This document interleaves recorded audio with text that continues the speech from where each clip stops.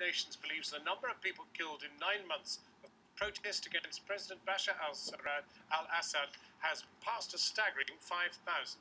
There were more deaths today, with security forces and army defectors reportedly killing more than 20 people. But Russia has accused the West of taking sides, claiming that opposition fighters should be condemned as well.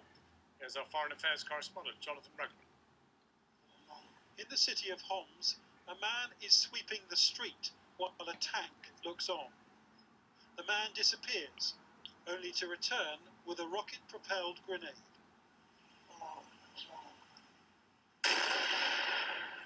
This is a war zone all the more dangerous because the line between civilians and combatants has blurred.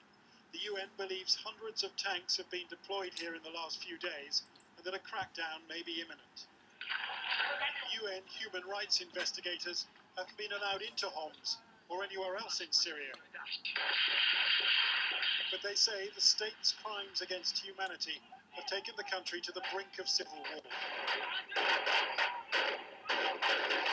Based on the evidence and the widespread and systematic nature of the killings, the detentions, and the acts of torture, that I felt that these acts constituted crimes against humanity, and I recommended that there should be a referral to the International Criminal Court. The UN reckons over 5,000 have been killed since March. That's excluding Syrian security forces, with 300 children among the dead. Damascus and its suburbs account for over 500 deaths. In Idlib province, near the Turkish border, it's nearer 600. That's topped by Deraa and Hama, though Homs, near the Lebanese frontier, accounts for over 1,700 deaths. The Syrians say the UN is not objective and that it's been misled by defectors.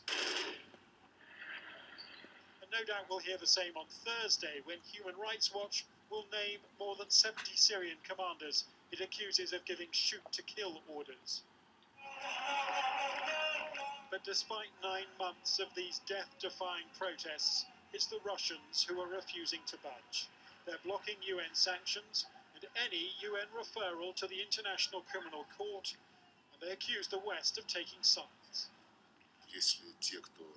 They refuse to put pressure on the armed extremist flank of the opposition, and at the same time accuse us of blocking the UN Security Council's work. Well, I would call this stance immoral. The ranks of army defectors are swelling. We're going to be free whether you like it or not, these men in Idlib province are chanting. Reports suggest that armed revolutionaries like these killed 7 of their former comrades in the province today, though it's claimed the security forces killed 16 civilians.